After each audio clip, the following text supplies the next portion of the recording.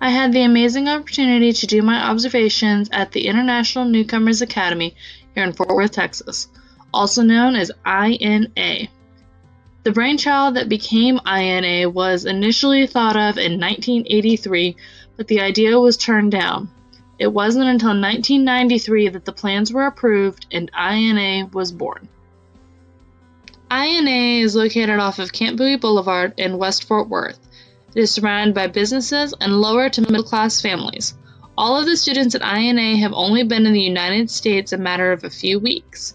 This is a whole new world for them, and INA is a great transitional school to help them learn English before being transferred to a more traditional campus. During my time at INA, I had the pleasure of working one-on-one with a student we'll call Sally. When I met Sally, she'd been at INA just a few weeks, and she was still very hesitant to ask questions and kept pretty well to herself in class.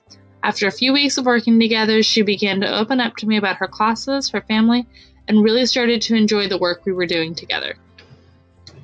Even though Sally was in science during my visits, she was finding reading in English extremely challenging. Because of this, her teacher chose to have me work with her one-on-one using Smarty Pants worksheets, as well as reading through her library books. The teacher I was assigned to was Miss Tran.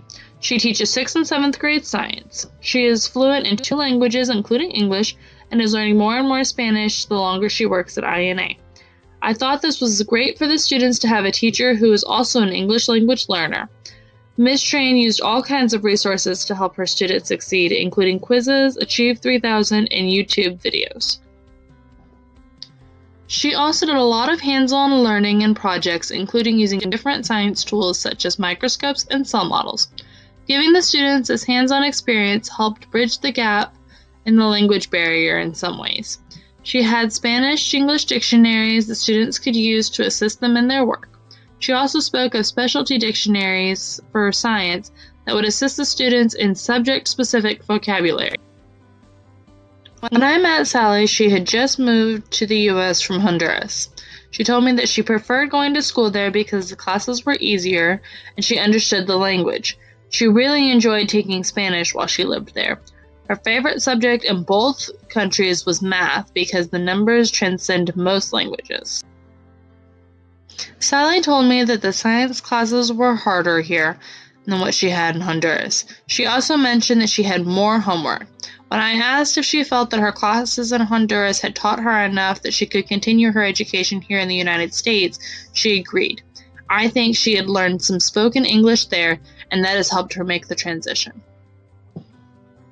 One of the things that I really enjoyed while visiting Ms. Tran's class was her use of videos to reach her students on all different levels of learning.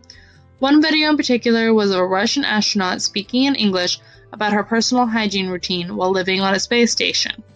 I thought this video was great because not only did it teach the students about science, but it was also relatable since the astronaut herself was an English language learner just like them.